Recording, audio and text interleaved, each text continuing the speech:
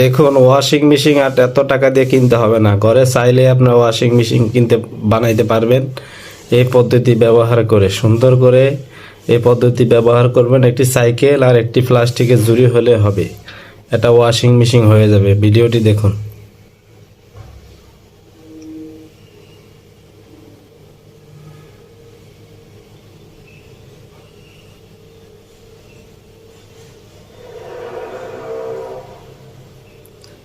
এটা চায়নার এক ভাইয়ের আবিষ্কার। আপনারা ভিডিওটি দেখলেই বুঝতে পারবেন কিভাবে ওয়াশিং মেশিন বানাইতে হয়।